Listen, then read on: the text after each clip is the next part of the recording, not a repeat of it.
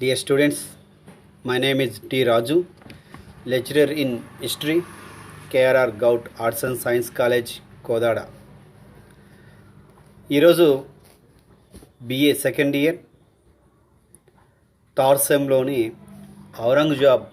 ఔరంగజేబ్ గురించి మనము ఈరోజు తెలుసుకుంటున్నాం. ఔరంగజేబ్ యొక్క మత విధానం, ఔరంగజేబ్ యొక్క దక్కన్ విధానం గురించి ప్రధానంగా మనము చర్చించుకుంటున్నాం.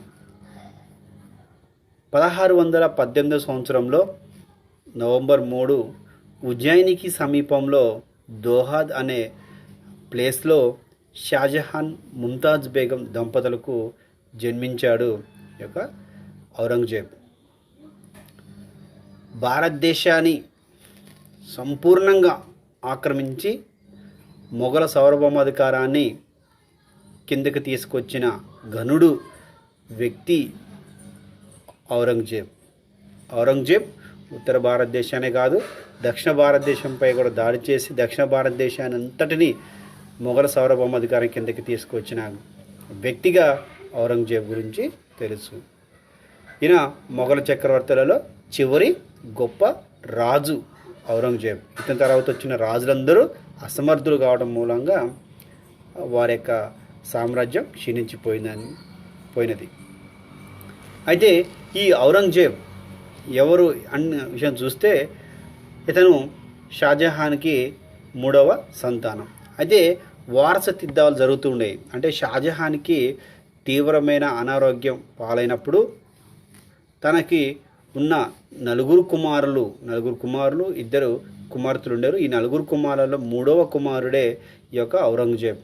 ఈ ఔరంగజేబ్ ఏం చేస్తాడంటే ఆ కుమారుల మధ్య షాజహాన్కి, తన యొక్క తండ్రి అయిన షాజహాన్కి అనారోగ్యంగా ఉన్న సమయంలోనే 4 కుమారుల మధ్య వారసత్వ యుద్ధం అనేది ప్రారంభమైంది. ఈ వారసత్వ యుద్ధము 4 కుమారులు అంటే మనకి దారాషికో, షాజుజ్జా, ఔరంగజేబ్, మురాదా బక్ష్. ఈ 4 కుమారులలో 3వ వాడు ఔరంగజేబు కటెమ 3 సోదరులని అంచివేసి వాళ్ళ యొక్క అడ్డు తొలగించుకొని సింహాసాన్ని 1658 సంవత్సరంలో షాజహాన్ని బంధించి సింహాసాన్ని అధిష్ఠించడం అనేది జరిగింది. పట్టాభిషేకం 1569 రెండోసారి. ఫస్ట్లో వాళ్ళ యొక్క సోదరులు అణచివేసి తాత్కాలికంగా ఆయన పట్టాభిషేకం చేసుకుంటే సంపూర్ణంగా అందరినీ తనకి అడ్డు తొలగించుకొని 1659 మే 15వ తారీఖున ఈయన రెండోసారి పట్టాభిషేకం జరిపించుకున్నాడు. రెండోసారి పట్టాభిషేకం జరిపించుకున్న సందర్భంలో అలంగిరి ప్రపంచ విజేత అనే బిరుదుతో సింహాసాన్ని అధిష్ఠించడం జరిగింది. అదేవిధంగా తనకి బహదూర్, పాదుషా గజీ ఇలా అనేక బిరుదులతో ఇతను సింహాసాన్ని అధిష్ఠించడం అనేది జరిగింది. అయితే ఔరంగజేబు అతను మత విధానంలో మాత్రానికి మనము చాలా చూడదగ్గ విషయాలు ఉన్నాయి. దాంట్లో ప్రధానంగా ఏంటి అంటే ఇతను సున్నీ మతస్థుడు. ఈ సున్నీ మతస్థుడు అయినప్పటికీ ఈయన అనేక మతాల వారిపై అనేక ఆంక్షలు విధించటం, అనేక మతాలన్నింటిని కూడా వాటన్నిటిని కూడా తొలగించాలని చెప్పి చూస్తూ దానిలో భాగంగానే తన యొక్క రాజ్యము మతరహిత రాజ్యం కాదని, మత సహితమైన రాజ్యం అయినదని ప్రకటించారు. ఇస్లాం మతాన్ని దేశమంతా ప్రకటించడం జరిగిందన్నమాట. దరుల్ హరబ్ అంటే లౌకిక రాజ్యం, దానికి బదులు దరుల్ ఇస్లాం ముస్లిం రాజ్యంగా చేయాలన్నదే తన యొక్క ధ్యేయంగా భావించాడు, తన యొక్క లక్ష్యంగా పెట్టుకోవడం అనేది జరిగింది. అంటే భారతదేశాన్ని లౌకిక రాజ్యంగా కాకోకుండా ఇస్లాం రాజ్యంగా చేయాలని చెప్పేసి అతని యొక్క లక్ష్యం అన్నమాట. కాబట్టి తన యొక్క రాజ్యము మతరహిత రాజ్యం కాదని, మత సహిత రాజ్యం, మతపరమైన రాజ్యం అని చెప్పేసి ప్రకటించుకున్నాడు. దానిలో భాగంగానే ఇస్లాం మతాన్ని భారతదేశం అంతా ప్రకటించడం అనేది జరిగింది. ఈయన సున్నీ మతస్థుడు కాబట్టి, సున్నీ మత అభిమాని కాబట్టి ఆ సున్నీ మత వ్యతిరేకులని సున్నీ మత సాంప్రదాయాలకు వ్యతిరేకమైన వాటన్నిటినీ రద్దు చేశాడు. నాణ్యాలపై కలేమా మత సూక్తులను ముద్రించడం నిలిపివేశాడు. దర్బార్లో జరిగే పర్షియన్ పద్ధతి ప్రకారం జరిగే నవరోజ్ పండుగని దర్బార్లో నిషేధించాడు. ఈ నవరోజ్ పండుగ అనేది హిందూ ముస్లిం కలిసి జరుపుకునేవారు. ఇంతకుముందు అక్బర్ కావచ్చు, ఇంకా మనకి షాజహాన్ కావచ్చు, కొంతమంది రాజులు ఈ యొక్క నవరోజ్ పండుగలో పాల్గొన్నట్టు కూడా మనకి తెలుస్తుంది. ముఖ్యంగా అక్బర్ అతను నవరోజ్ పండుగలో పాల్గొన్నట్టు మనకి ప్రధానంగా తెలుస్తుంది. అదేవిధంగా జురాకో దర్శన్ అంటే సింహాసాన్ని ముద్దటం, రాజు పాదాలని ముద్దాడటం, ఇలాంటివన్నిటినీ జురాకో దర్శనం అని చెప్పేసి చెప్తారన్నమాట. అంటే సింహాసనం అధిష్ఠించిన రాజు ఎవరైతే ఉంటారో అతని పాదాలను ముద్దాలి అని చెప్పేసి ఒక ఆచారం అనేది ఉన్నది. అలాంటి ఒక 3 ఆచారాలన్నింటినీ ఇతను రద్దు చేశాడు. అదేవిధంగా 3 ఆచారాలు, హిందూ సాంప్రదాయాలు, అరిక, జాతకాలు, ఖగోళ శాస్త్రం, ఇలాంటి అన్నింటిని కూడా హిందూ సాంప్రదాయబద్ధమైన కొన్ని ఆచారాలన్నింటినీ కూడా తన యొక్క దర్బార్లో నుండి తొలగించడం జరిగింది. ముస్లిం సాంప్రదాయాలకు వ్యతిరేకం అని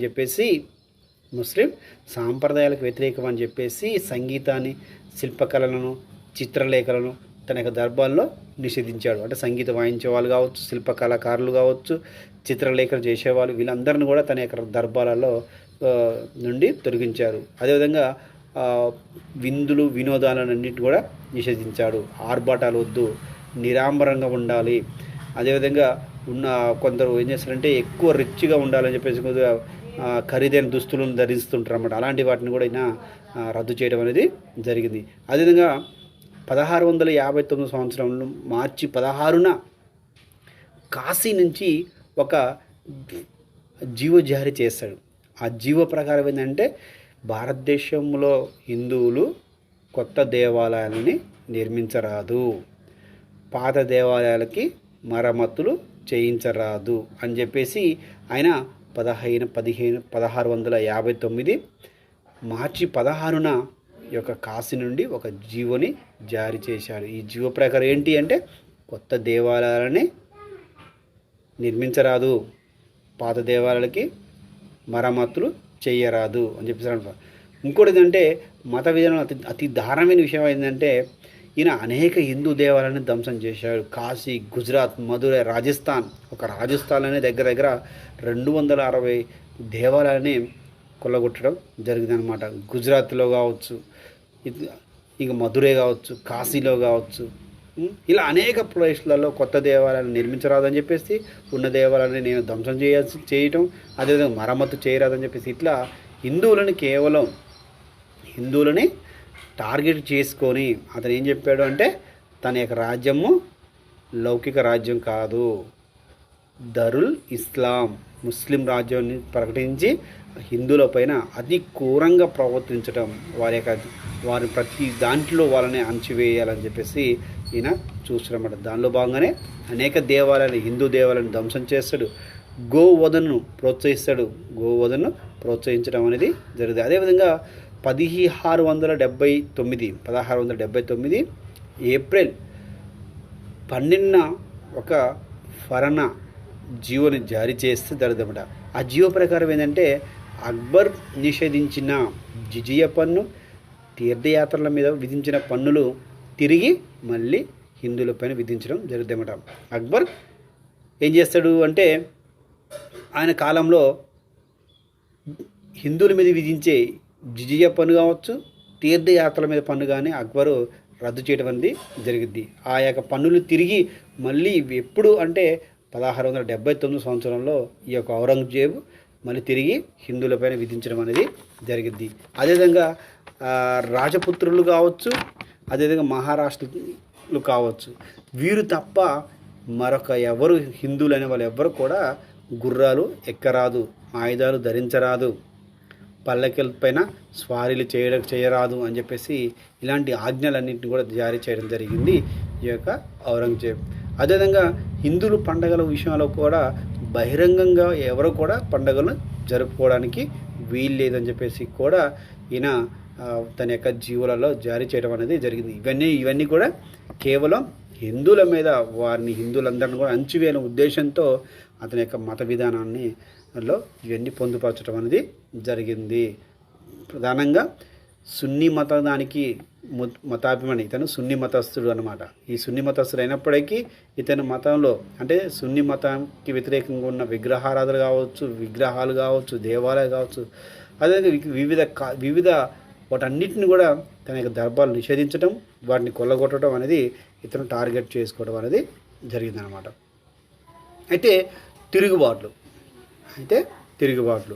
ఇక్కడ ఏంటంటే అనేక రాజ్యాలపైన, హిందూ రాజ్యాలపైన తిరుగుబాటు చేయటం, వారసులు లేని హిందూ రాజ్యాలని ఆక్రమించడం, ఇట్లా చేస్తుంటారన్నమాట. చేయటం మూలంగా అనేక తిరుగుబాటు జరుగుతాయి. దానిలో భాగంగా జాట్ తిరుగుబాటు 1668-69 మధ్యలో జరిగింది అనమాట.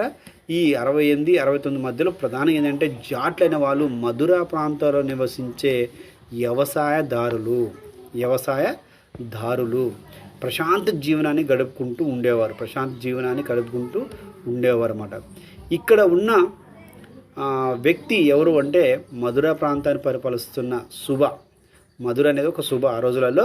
ఈ యొక్క సుబాని అబ్దుల్ నబీ అతను ఫౌజ్దార్. ఈ సుబాకి ఫౌజ్దార్ ఎవరంటే అబ్దుల్ నబీ. ఈ ఫౌజ్దారు అనేక క్రూర చర్యలకి చేపట్టాడు. క్రూర చర్యలు అంటే కేవలం హిందువులను టార్గెట్ చేసి హిందువులని అనేక దేవాలయాలను కొల్లగొట్టడం, హిందూ స్త్రీలని చెరబట్టడం, అదేవిధంగా హిందువులు అనేక రకాల పన్నులు విధించి వారిని అనేక రకాలుగా ఇబ్బందులు చేయడం మూలంగా ఆ ఇబ్బందులు తట్టుకోలేక అనేక మంది గోకుల్ దాస్ నాయకత్వంలో అతనిపై తిరుగుబాటు చేశారు. ఎవరిపైన? అబ్దుల్ నబీ అనే అతనిపైన తిరుగుబాటు లేవనెత్తి ఆ అబ్దుల్ నబీ అతన్ని గోకుల్ దాస్ నాయకత్వంలో ఈ యొక్క ఫౌజ్దార్ అబుల్ నబీ అనే అతన్ని చంపేయడం అనేది జరిగింది. ఈ విషయం ఎవరు తెలిసింది? ఔరంగజేబు తెలిసింది. ఔరంగజేబు ఏం చేస్తాడు? ఎక్కడో ఈ యొక్క మధుర ప్రాంతంలో ఫౌజ్దార్ను చంపేశారు అన్న హిందువులకి అనే విషయం తెలుసుకున్న ఔరంగజేబు పెద్ద సైన్యాన్ని ఇచ్చి ఈ యొక్క మధుర ప్రాంతానికి పంపడం అనేది జరిగింది అన్నమాట. అప్పుడు మధుర ప్రాంతంలో ఈ యొక్క జాట్లకను మొఘల్ సైన్యానికి మధ్య కొంత తిరుగుబాటు జరిగితే ఆ తిరుగుబాటులో ఈ యొక్క గోకుల్ దాస్ అనే అతన్ని బంధించి తర్వాత వధించడం అనేది జరిగిందన్నమాట. ఇలా అనేక జాట్లు తిరుగుబాట్లు లేవనెత్తాయి. ఎందుకంటే కేవలం వాళ్ళ యొక్క హిందూ సాంప్రదాయాలని, హిందూ దేవాలయాలని, అదేవిధంగా హిందువులపై విపరీతమైన పన్నులు విధించడానికి ప్రతిచర్యగా ఈ యొక్క జాట్లు అనే వాళ్ళు అనేక తిరుగుబాట్లు లేవనెత్తడం జరిగిందన్నమాట. ఈ యొక్క జాట్లను ఎదుర్కొనే సందర్భంలో మొఘలు సైన్యం వాళ్ళ యొక్క ధనాన్ని, వాళ్ళ యొక్క సైన్యాన్ని చాలా నష్టవాటిల్ని కూడా మనకి తెలుస్తుందన్నమాట. అదేవిధంగా సిక్కులతో యుద్ధం 1670-1707 అంటే 1670 నుంచి 1707 మధ్యలో ఈ చెక్కులు తిరుగుబాటు అనేది జరిగింది. ప్రధాన కారణం ఏంటి ఇక్కడ అంటే ఔరంగజేబు చేస్తున్న దురాచారాలు, ఎస్పెషల్లీ ఏంటి అంటే ఔరంగజేబు అతని యొక్క మత విధానం పట్ల తీవ్రమైన వ్యతిరేకాన్ని తెలిపిన వ్యక్తి ఎవరంటే సిక్కు గురు తేజ్ బహదూర్ అనమాట.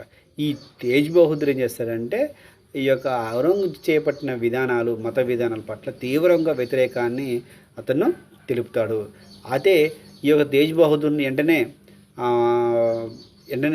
ఔరంగజేబు చేస్తుంటే అతని యొక్క మొఘల్ రాజదర్బార్కి పిలిపించడం జరిగిందన్నమాట. అక్కడ మొఘల్ రాజదర్బార్కి వచ్చిన తేజ్ బహదూర్ అక్కడ కూడా తన యొక్క వ్యతిరేకతని అక్కడ కూడా చూపించడం అనేది జరిగింది. దానికి ఆగ్రహం చెందిన ఔరంగజేబు ఏం చేస్తాడంటే, ఓకే నేను నీకు ఒక ఛాయిస్ ఇస్తాను, నువ్వు నీ యొక్క తప్పును ఒప్పుకొని అదేవిధంగా మా యొక్క ఇస్లాం మతాన్ని స్వీకరించమని చెప్పేసి ఔరంగజేబు అంటే ఈ యొక్క తేజ్ బహదూర్ సిక్కు గురు తేజ్ బహదూర్ ఏం చేస్తారంటే నేను ఇస్లాం మతాన్ని స్వీకరించను అని నిరాటకంగా, నిర్భయంగా, ఎలాంటి భయపడకుండా ఔరంగజేబు కొలువులోనే చెప్పడం జరిగిందనమాట. ఔరంగజేబు మరింత కోపాన్ని తెప్పించిందన్నమాట. ఇస్లాం మతాన్ని స్వీకరించమంటే స్వీకరించను అని చెప్పేసి చెప్తే మరింత కోపానికి లోనైన ఔరంగజేబ్ 1675 సంవత్సరంలో ఈ యొక్క తేజ్ బహదూర్ని ఉరి తీయించడం అనేది జరిగింది. ఇక్కడ సిక్కులకి అదేవిధంగా మొఘల్స్కి మధ్య ప్రత్యక్షంగా ఈ యొక్క యుద్ధాలు అనేవి లేదా వాళ్ళ మధ్య వైరం అనేది ప్రారంభమైందని చెప్పుకోవచ్చు అన్నమాట. అయితే తేజ్ బహదూర్ యొక్క కొడుకు తర్వాత గురు గోవింద్ సింగ్ వాళ్ళకి గురువు అవుతాడనమాట. ఇతను ఏం చేస్తాడంటే మొఘల మీద ఉన్న పగతో వాళ్ళని ఎదుర్కోవాలనే ఉద్దేశంతో ఈయన సైనిక వ్యవస్థను ఏర్పాటు చేయడం అనేది జరిగింది అన్నమాట. సైనిక వ్యవస్థను ఏర్పాటు చేసి అనేక సార్లు మొఘల్స్తో యుద్ధాన్ని తలపడడం జరిగింది అన్నమాట. దీని ద్వారా కూడా అంటే సిక్కులతో యుద్ధం చేయడం ద్వారా కూడా ఈ యొక్క మొఘల్స్ రాజ్యము ధనపరంగా చూసినా సైనిక పరంగా చూసినా చాలా నష్టం వాటిల్లింది. ఇది కూడా ఈ యొక్క మొఘల సామ్రాజ్యం పతనానికి ఇదొక కూడా ఒక కారణమే చెప్పచ్చు. నెక్స్ట్ రాజపుత్రుల విధానం కూడా రాజపుత్రులైన వాళ్ళు అక్బర్ కాలం నుండి మొఘల సార్వభౌమాధికారాన్ని అంగీకరించి మొఘల సామ్రాజ్యం భారతదేశం విస్తరింప చేయడంలో వాళ్ళు కూడా ఒక కీలకమైన పాత్ర వహించడం అనేది జరిగింది.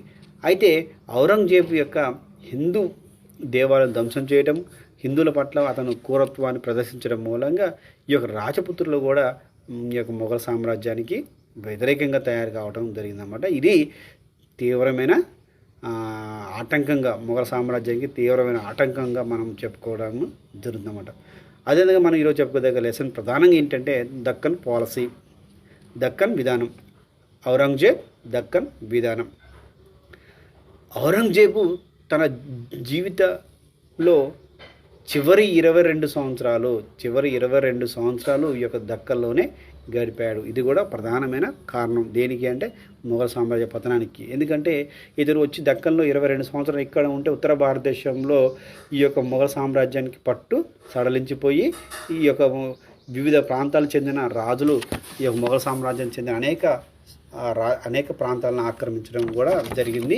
ఇది కూడా మొఘల్ సామ్రాజ్యానికి పతనానికి ప్రధాన కారణమైందన్నమాట. ఓకే, అయితే ఔరంగజేబు మరి 22 సంవత్సరాలు ఇక్కడనే ఉండాలని ఎందుకు నిశ్చయించుకున్నాడు అంటే ఔరంగజేబు రాజకుమారుగా ఉన్న సందర్భంలో దక్కన్ ప్రాంతానికి అనేక సార్లు వచ్చి ఇక్కడ ఆర్థిక పరిస్థితులన్నింటినీ చక్కబెట్టి ఇతను పోవటం జరిగిందనమాట. మళ్ళీ రాజు అయిన తర్వాత చక్రవర్తి అయిన తర్వాత మళ్ళీ ఇక్కడ రావడం కూడా జరిగిందనమాట. అయితే ఇతను దక్కన్ రావడానికి ప్రధాన కారణం, దక్కన్ వెళ్ళడానికి ప్రధాన కారణం ఏంటంటే 3 లక్షణాలు ఉన్నాయి, 3 కారణాలు. ఆ 3 కారణాల మూలంగానే ఈయన దక్కన్ విధానాన్ని అంటే దక్కన్ ప్రాంతానికి ఈయన వెళ్ళి అక్కడ 22 సంవత్సరాలు ఉండాల్సి వచ్చిందన్నమాట. దానిలో ప్రధానంగా ఒకటి ఏంటంటే ఈయన సున్నీ మతాభిమాని. ఇతను సున్నీ మతం తప్ప ఇతరు ఏ మతస్థులైనందరినీ కూడా ఇతనికి నచ్చేవారు కాదనమాట. అంటే మనకి షియా మతం, సున్నీ మతం అనేది ముస్లిం మతాలు ఉండేవి. ముస్లింలోని షియా రాజ్యాలైన గోల్కొండ, బీజాపూర్ రాజ్యాలని మట్టు పెట్టాలని చెప్పేసి భావించాడు. మొదటి కారణం. సెకండ్ కారణం మరాఠీల దౌర్జన్యాన్ని అణచివేయాలి. శివాజీ నాయకత్వంలో మరాఠీలు అనే వాళ్ళు బాగా రోజు రోజుకి విస్తరించిపోవడం జరుగుతుందన్నమాట. ఈ మరాఠీ అనే వాళ్ళు అదేవిధంగా అందరికీ అంటే చుట్టుపక్కల ఉన్న షియా రాజ్యాలైన గోల్కొండ కావచ్చు, బీజాపూర్ రాజులతో మైత్రి పొంది అతను ఈ యొక్క మొఘల సామ్రాజ్యానికి ఆటంకాలు కలిగిస్తున్నాడు. కాబట్టి మరాఠీల దౌర్జన్యాన్ని అణచివేయాలని చెప్పేసి చూస్తారన్నమాట. మూడో కారణం ఏంటి అంటే రాజ్యకాంక్ష. ఇతనికి భారతదేశం అంతటిని జయించి మొఘల సార్వభౌమాధికారాన్ని కిందకి తీసుకురావాలని చూసిన వ్యక్తి కాబట్టి ఇతనికి రాజకాంక్ష విపరీతంగా ఉందన్నమాట. అదేవిధంగా తనకు ఎదురు తిరిగి తన యొక్క రాజకుమారుడైన అక్బరు ఈయన దక్కన్లో ఉంటాడన్నమాట. దక్కన్లో ఉన్న రాజకుమారుడైన అక్బర్ని అణచివేయాలనే ఉద్దేశంతో ఈయన దక్కన్ దండయాత్రకి బయలుదేరడం అనేది జరిగిందన్నమాట. ఓకే, దక్కన్ విధానంలో మనకి ప్రధానంగా 3 కారణాలు చెప్పుకోవచ్చు. దక్కన్లో ఆయన 22 సంవత్సరాలు ఉండడానికి ప్రధాన కారణాలు ఇక్కడ మనం చెప్పుకోదగ్గ విషయం ఏంటంటే దక్కన్ వెళ్ళడానికి ప్రధానంగా ఒకటి షియా రాజ్యాలైన గోల్కొండ, బీజాపూర్ రాజ్యాలను ఆక్రమించడం, అదేవిధంగా మహారాష్ట్రల దౌర్జన్యాన్ని లేదా వారి యొక్క సామ్రాజ్యాలని నిలుపుదల చేయటం, అదేవిధంగా రాజ్యకాంక్ష. ఈ 3 కారణాల మూలంగా అతను దక్కన్ ప్రాంతానికి రావటం అనేది జరిగింది. ఎవరు? మన ఔరంగజేబ్ అనే అతను దక్కన్ రావడానికి ప్రధాన కారణాలు ఇవన్నమాట. దాంట్లో మనం ప్రధానంగా శివాజీతో యుద్ధం 1674 సంవత్సరంలో శివాజీతో యుద్ధం ప్రారంభమైందనమాట. అయితే మహారాష్ట్రలతో శివాజీ నాయకత్వంలో శివాజీ నాయకత్వంలో మహారాష్ట్ర రోజు రోజుకి విస్తరించి పోతుందన్నమాట.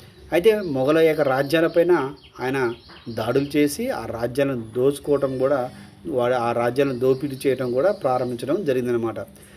ఔరంగజేబు శివాజీని అంచడం కొరకు తన యొక్క పినతండ్రి లేదా తన యొక్క మేనమామైన చయిస్త్ ఖాన్ అనే అతను తనకి పంపిస్తారన్నమాట. ఒకసారి చయిస్త్ ఖాన్ కూడా అతను శివాజీని బంధించి ఎలాగైనా సరే తన యొక్క రాజ్యాన్ని తీసుకురావాలని చెప్పేసి చయిస్త్ ఖాన్ ఏం చేస్తాడంటే ఔరంగజేబుకి మాటిస్తాడనమాట. నేను ఈ యొక్క శివాజీ అనే అతన్ని బంధించి మన యొక్క రాజదర్బార్కి తీసుకొస్తానని చెప్పేసి ఔరంగజేబుకి మాట ఇచ్చి ఇతను బయలుదేరతాడు. అయితే దారి మధ్యలో చయిస్త్ ఖాను అర్ధరాత్రి వేళ గుడారాలు వేసుకొని అక్కడ వాళ్ళు రాత్రి వేళ నిద్రపోతున్న సందర్భంలో ఈ యొక్క శివాజీ అకస్మాత్తుగా గెరిల్లా యుద్ధాన్ని వాళ్ళపై చేయడం జరిగింది. గెరిల్లా యుద్ధం అంటే అకస్మాత్తుగా అంటే ఎలాంటి యుద్ధానికి సిద్ధంగా లేని వారిపైన అకస్మాత్తుగా చేసి యుద్ధాన్ని గెరిల్లా యుద్ధం అంటారు. అలాంటి యుద్ధాన్ని అకస్మాత్తుగా వాళ్ళపైన జరిపి వాళ్ళని అందరం కూడా అక్కడి నుంచి తరిమేయటము. దాంట్లో చేసుకొని తన యొక్క కొడుకుని తన యొక్క భార్యను పోగొట్టుకోవడం, తన యొక్క వేలును కూడా పోగొట్టుకున్నట్టు కూడా మనకి బొటన వేలును కూడా పోగొట్టుకున్నట్టు కూడా తెలుస్తుంది. అక్కడ ఈ యొక్క శివాజీకి అనేక ఆయుధాలు, గుర్రాలు, కొంత సామాగ్రి, మొఘల్ సామ్రాజ్యం అన్నింటినీ వాళ్ళు దోచుకుపోవడం అనేది జరిగింది. ఈ విషయం తెలుసుకున్న ఔరంగజేబ్ చాలా కోపంతో రగిలిపోతూ తన దగ్గర ఉన్న సేనాధిపతి సైనికాధికారి జైసింగ్ని శివాజీని ఓడించడం కోసం పంపిస్తాడు. జైసింగ్ నేతృత్వంలో శివాజీపై యుద్ధం జరిగితే ఆ యుద్ధంలో ఈ యొక్క శివాజీ అనే అతను ఓడిపోయి జైసింగ్ను అదేవిధంగా శివాజీకి మధ్య పురందర్ సంధి ఒప్పందం జరిగింది అన్నమాట. పురందర్ సంధి ఒప్పందం జరిగింది. ఈ పురందర్ సంధి ఒప్పందం ప్రకారము శివాజీని మొఘల్ రాజదర్బార్ని సందర్శించమని చెప్పి జైసింగ్ చెప్తే అతను కూడా ఒప్పుకోవడం జరిగింది. దానిలో భాగంగానే ఈ యొక్క శివాజీ ఆగ్రా సందర్శించడం జరిగింది. మొఘల్ రాజదర్బార్ అయినప్పుడు ఆగ్రాని అతను సందర్శించడం జరిగింది అన్నమాట. ఆ టైంలో ఉన్న ఆగ్రా రాజదర్బార్లో ఔరంగజేబ్ ఈ యొక్క శివాజీకి ఎలాంటి మర్యాదలు ఇవ్వడు. శివాజీ యొక్క కొడుకు శంభూజీ ఇద్దరు కూడా శివాజీ యొక్క రాజ్యాన్ని శివాజీ కొన్ని రోజుల తర్వాత రాజదర్బార్ సందర్శిస్తే రాజదర్బార్కి వెళ్ళిన తర్వాత శివాజీకి ఎలాంటి ఒక రాజుకి ఇవ్వాల్సిన ఎలాంటి మర్యాదలు ఇవ్వకపోవడం మూలంగా కోపంతో ఉన్న శివాజీ ఆ రాజదర్బార్లోనే ఔరంగజేబుని తిట్టడం జరిగింది అనమాట. జరగడం మూలంగా ఆ శివాజీని వెంటనే ఔరంగజేబ్ బందీ చేసి జైల్లో విధించడం జరిగింది అన్నమాట. కొంతకాలం తర్వాత అంటే ఆయన ఆ జైలు నుండి తప్పించుకొని తిరిగి తను కోల్పోయిన దుర్గాలన్నింటినీ తిరిగి పొందడం జరిగింది అన్నమాట. ఈ యొక్క మొఘల్ చక్రవర్తులకి లేదా ఔరంగజేబుకి ప్రతిసారి ఏదో ఒక తలనొప్పి తీసుకొచ్చిన వ్యక్తి శివాజీ అనమాట. శివాజీని ఎన్నిసార్లు పట్టుకోవాలన్నా కూడా దొరకకుండా అతను ఆ యొక్క మొఘల్ సైన్యాన్ని నష్టపరుస్తూ ఉంటుండనమాట. అలాంటి సమయంలో ఈయన కూడా ఔరంగజేబు కూడా ఆర్యవర్తన దండయాత్రలో నిమగ్నై ఉన్నాడు కాబట్టి శివాజీపై కాన్సన్ట్రేషన్ చేయలేక గత్యంతరం లేక శివాజీకి రాజా అని బిరుదిచ్చి తనని చక్రవర్తిగా గుర్తించడం జరిగిందన్నమాట. చౌత్ పన్నుని కాందేశ్ అనే ప్రాంతంలో వసూలు చేసుకోవడం కూడా తనకి పర్మిషన్ ఇవ్వటం కూడా జరిగింది అనమాట. అప్పుడు 1674 రాయగఢ్లో శివాజీ ఛత్రపతి అనే బిరుదుతో తన యొక్క రాజ్యానికి స్వరాజ్యాన్ని పేరు పెట్టి రాజ్యపాలన సాగించినట్టు కూడా మనకి ఇంతకుముందు కూడా చూడటం జరిగిందనమాట. ఓకే, తర్వాత బీజేపూర్ ఆక్రమణ. బీజేపూర్ అనే ప్రాంతాన్ని ఆక్రమించడానికి ప్రధాన కారణం ఏంటి అంటే కర్ణాటక ఆక్రమణలో భాగంగా ఈ యొక్క బీజేపూర్కి శివాజీకి మధ్య కొంత ఒప్పందాలు జరిగినాయి అన్నమాట. అంటే వాళ్ళ మధ్య బీజేపూర్ రాజుకి శివాజీకి మధ్య సన్నిహితమైన సంబంధాలు ఉండేవి అనమాట. ఆ సంబంధాలు ఉండే అప్పుడు శివాజీని ఓడించాలి అంటే, శివాజీని నిర్మూలించాలంటే శివాజీకి సహాయం చేస్తున్న బీజాపూర్ గోల్కొండ రాజ్యాలని ముందు ఆక్రమించాలనే ఉద్దేశంతో ఈ యొక్క బీజాపూర్ రాజ్యంపై దాడి చేయడం జరిగిందన్నమాట. బీజాపూర్ రాజ్యాన్ని పరిపాలిస్తుంది ఎవరు అంటే సికిందర్ షా. సికిందర్ షా అనేవాడు రాజ్యం పైన మొదట షా అల్లం తన యొక్క కుమారుని పంపిస్తే, తన యొక్క కుమారుడు ఈ యొక్క రాజ్యాన్ని ఆక్రమించలేకపోయిన సందర్భంలో ఔరంగజేబు స్వయంగా తన యొక్క బీజాపూర్ రాజ్యంపై దాడి చేసి 1686 సంవత్సరంలో బీజాపూర్ అనే ప్రాంతాన్ని ఆక్రమించడం జరిగిందనమాట. ఆక్రమించి సికిందర్ షా, అక్కడ సుల్తాన్ అయిన సికిందర్ షాకు జీవనోపాధ్యాయాన్ని కల్పించి సంవత్సరానికి ₹1,00,000 ఏర్పాటు చేయడం అనేది జరిగింది ఈ యొక్క ఔరంగజేబ్. దీంతో ఈ యొక్క ఔరంగజేబ్ బీజాపూర్ అనే ప్రాంతాన్ని ఆక్రమించడం అనేది జరిగింది. నెక్స్ట్ గోల్కొండ ఆక్రమణ. బీజాపూర్ ఆక్రమణ అనంతరం గోల్కొండపై దృష్టి సాధించాడు ఈ యొక్క ఔరంగజేబ్. గోల్కొండ ప్రాంతాన్ని పరిపాలిస్తున్న రాజు అబుల్ హసన్ తానిషా. శివాజీతో ఇతను కూడా సన్నిహితంగా ఉంటుండనే విషయాన్ని గ్రహించిన ఔరంగజేబ్ ఆగ్రహానికి ఎంపటే లోనయ్యి 1685 సంవత్సరంలో తన యొక్క కుమారుడు షా అల్లం నాయకత్వంలో గోల్కొండపై దాడికి పంపిస్తాడు. అయితే గోల్కొండ రాజ్యాన్ని ఓడించడం కష్టమని తెలిసిన షా అల్లం, తన యొక్క రాజకుమారుడు షా అల్లం గోల్కొండ సేనాధిపతి అయిన మీర్ అహ్మద్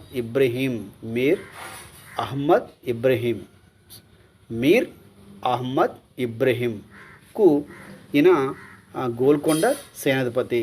అతనికి లంచం ఇచ్చి తన వైపు తిప్పుకున్నాడు షా అల్లం. హైదరాబాద్ని వెంటనే ఆక్రమించాడు. అంతటా తానిషా హైదరాబాద్ నుండి గోల్కొండ ప్రాంతానికి పారిపోతూ సందర్భంలో తానిషాతో ఈ యొక్క షా అల్లం కొంత సంధి చేసుకున్నట్టు కూడా కొంత అనుమానం కూడా ఔరంగజేబుకి ఉన్నదన్నమాట. అయితే ఇంతలో ఔరంగజేబు అభిమానులందరూ కూడా హైదరాబాద్ నగర వీధులలో అక్కన్న మాదనలను హత్య గావించడం జరిగిందన్నమాట. ఈ విషయం తానిషా అంటే ఎక్కడ మనకి గోల్కొండ ప్రాంతానికి పారిపోవడం జరిగిందన్నమాట. తానిషా షా అల్లం మధ్య రహస్యాన్ని ఆలోచనలను గ్రహించిన ఔరంగజేబ్ స్వయంగా ఈయన కూడా ఈ యొక్క గోల్కొండ రాజ్యంపై దాడి చేయాలని చెప్పేసి నిశ్చయించుకొని గోల్కొండ రాజ్యం పైన ఈయన దండయాత్ర కొనసాగించాడు. దానిలో భాగంగానే మొదట షా అల్లంని నిర్బంధించాడు. ఇంతను తానిషాతో ఏమైనా రహస్య సంధి చేసుకున్నాడేమో అనుమానంతో తన యొక్క కుమారుడు షా అల్లంని నిర్బంధించి అతను గోల్కొండపై దాడి చేయడం అనేది జరిగింది. దగ్గర 8 నెలలు ఈ యొక్క ముట్టడి జరిగింది. ఎందుకంటే గోల్కొండ ప్రజలందరూ కూడా ఔరంగజేబ్ చేస్తున్న దండయాత్రలకి ఎదురు తిరిగి వాళ్ళందరూ ప్రతిఘటించడం అనేది జరిగింది. చివరికి వీళ్ళు గోల్కొండ ప్రాంతానికి చేరుకునేసరికి గోల్కొండ కోటని దక్కించుకునే విషయంలో కూడా వీళ్ళు చాలా ఇబ్బంది పడ్డారన్నమాట. అయితే దాంట్లో ప్రధాన కారణంగా ఏంటి అంటే అది పెద్ద రాతి కట్టడం కాబట్టి దాన్ని ఆక్రమించాలి, దాంట్లో పోవాలంటే ముందు సాధ్యపడలేదు. కాబట్టి అబ్దుల్లా పడి అనే ఒక గేట్ కీపర్ అతనికి లంచం ఇచ్చి తెల్లవారుజామున గోల్కొండ తూర్పు ద్వారాలని తెరిపించుకొని కోటలోనికి ప్రవేశించారు ఈ యొక్క మొఘల్ సైన్యం. తెల్లవారుజాము 3 గంటలకి కానీ వాళ్ళందరూ కూడా మంచి నిద్రలో ఉంటారు. అదేవిధంగా వాళ్ళు నిద్రపోతున్న అలాంటి సందర్భంలో ఈ యొక్క మొఘల్ యొక్క సైన్యము గోల్కొండ పైన దాడి చేయడం జరిగింది ఈ యొక్క ఔరంగజేబ్ నేతృత్వంలో. అయినప్పటికీ అక్కడ అనేక మంది సైనిక అధికారులలో అబ్దుల్ రజాక్ లారీ అనే అతను ఏం చేస్తాడంటే వారిపైన ప్రతిఘటన చేస్తారనమాట. దగ్గర 70 గాయాలు అయినప్పుడు కూడా వాళ్ళందరిని కూడా విరచితంగా వాళ్ళని ఎదుర్కోవడానికి ప్రయత్నం చేస్తాడు. కానీ వాళ్ళకున్న సైన్యం బలంతో అకస్మాత్తుగా వచ్చారు కాబట్టి ఈ యొక్క గోల్కొండను ఆక్రమించే సందర్భంలో మొఘల్ సైన్యాన్ని లేక చివరికి వాళ్ళు బందీగా చిక్కిపోవడం అనేది జరిగింది అన్నమాట. తానిషాని బందీగా చేస్తారు. ఔరంగజేబ్ తానిషాని బందీగా చేసేసి అతన్ని దౌలతాబాద్ పట్టణానికి పంపించడం జరిగింది.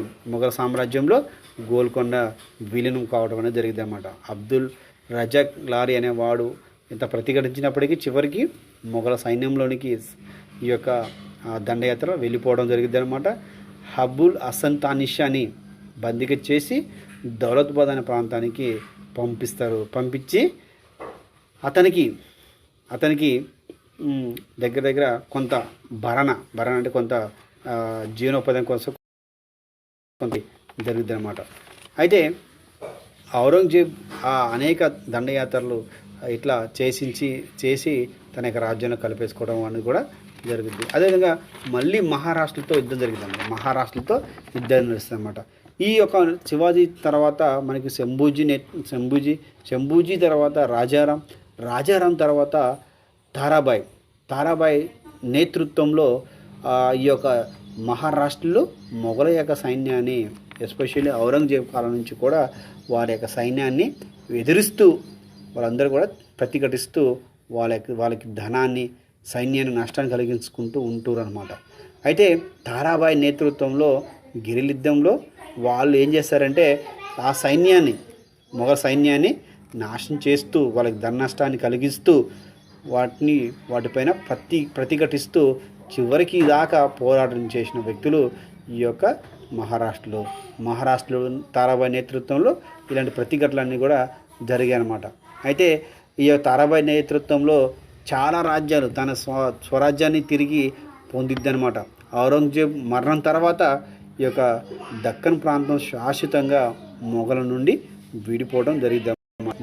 స్వతంత్రంగా ఇవన్నీ విడిపోయి అంటే ఇట్లా తారాబాయి వీళ్ళందరూ కూడా ప్రతిఘటనలు చేస్తున్నప్పటికీ ఔరంగజేబ్ మధ్యలో చనిపోతాడు. ఔరంగజేబ్ చనిపోయిన తర్వాత శాశ్వతంగా ఈ యొక్క దక్కన్ ప్రాంతం మొఘల సామ్రాజ్యం నుండి విడిపోవడం జరిగింది అన్నమాట. ఆ విడిపోయిన దక్కన్ సామ్రాజ్యంలో అనేక రాజ్యాలు స్వతంత్ర ప్రకటించుకోవడం జరిగింది అన్నమాట. అనేక రాజ్యాలు స్వతంత్ర ప్రకటించుకొని వారు ఆ ప్రాంతాన్ని ప్రకటించుకోవడం జరిగింది అన్నమాట. అయితే దక్కన్ దండయాత్ర ఫలితంగా ఏం జరిగిందంటే మొదటిది ఏంటంటే ఈ యొక్క దండయాత్రలు అంటే ఈ యొక్క ఔరంగజేబు దండయాత్రలు ఉత్తర భారతదేశంతో పాటు దక్షిణ భారతదేశం వైపు కూడా ఈ యొక్క సామ్రాజ్యాన్ని విస్తరణ చేయడం అనేది జరిగింది.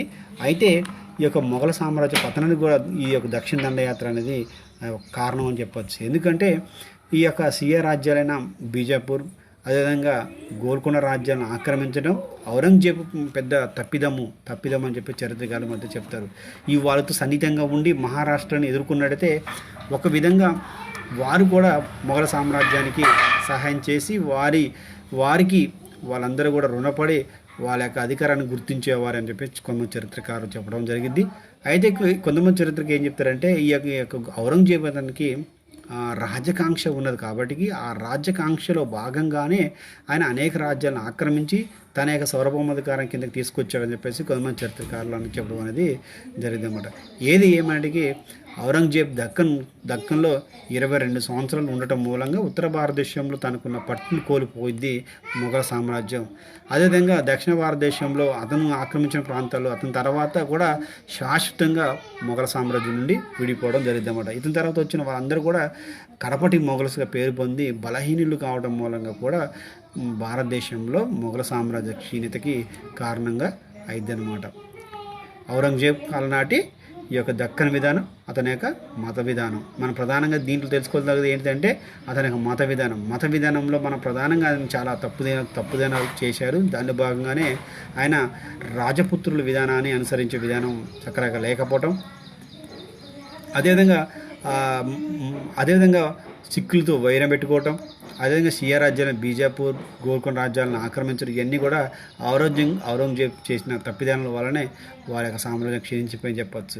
ఔరంగజేబ్ మత విధానం కూడా అది పెద్ద తప్పిదం కింద మనం చెప్పుకోవచ్చు. ఎందుకంటే తన యొక్క రాజ్యము మతరహితం రాజ్యం కాదని చెప్పేసి మత సహితమైందని చెప్పేసి అతను ప్రకటించడం జరిగిందన్నమాట. అంటే లౌకిక రాజ్యానికి బదులు ముస్లిం రాజ్యంగా చేయటమే తన యొక్క లక్ష్యం అని చెప్పేసి ఇతను వివరించడం జరిగిందన్నమాట. దానిలో భాగంగానే సున్నీ మత అభిమానం పొందిన ఇతను వారి సాంప్రదాయాలకి అంటే సున్నీ సాంప్రదాయానికి వ్యతిరేకమైన అన్నింటినీ కూడా తన యొక్క రాజదర్బార్లో తన యొక్క రాజ్యంలో నిషేధించడం జరిగిందన్నమాట. నవరోజ్ పండుగని దర్బార్లో ప్రతి సంవత్సరం జరుగుతుండేది. అలాంటి నవరోజ్ పండుగని నిషేధించడం జరిగింది. సంగీతాన్ని కూడా ఇతను రద్దు చేస్తుంది. అంటే సంగీతము, చిత్రకళలు, శిల్పాలు చెక్కటం ఇవన్నీ కూడా ఈ యొక్క ముస్లిం సాంప్రదాయానికి వ్యతిరేకం అని చెప్పేసి అతను భావించి వాటిని కూడా రద్దు చేయడం జరిగింది అన్నమాట. అదేవిధంగా అక్బర్ కాలంలో రద్దు చేయబడ్డ జిజియా పన్ను, తీర్థయాత్ర మీద పన్ను వీటన్నిటిని తిరిగి ఆయన మళ్ళీ విధించడం కూడా ఈ యొక్క హిందువులలో తీవ్రమైన ఆగ్రహానికి లోకాడడం అనేది జరిగింది. దీంట్లో భాగంగానే జాట్లు తిరుగుబాట్లు కావచ్చు, సిక్కులతో యుద్ధం కావచ్చు, అదేవిధంగా దక్కన్ విధానం ఇవన్నీ కూడా మన ఔరంగజేబ్ చేసిన చిన్న చిన్న తప్పుల్లోకి లేదా అతని యొక్క రాజ్యాకాంక్షకి చేసిన తప్పుల వల్ల మొఘల సామ్రాజ్యం పతనానికి దారి తీసిందని చెప్పుకోవచ్చు. ఇది బిఏ సెకండ్ ఇయర్ థర్డ్ సెమ్లో మనకి ప్రధానంగా ఉంటుందన్నమాట. కాబట్టి ఇది కూడా మనం తెలుసుకోవాలి. ఓకే, మరొక క్లాస్లో మళ్ళీ కలుద్దాం. బాయ్.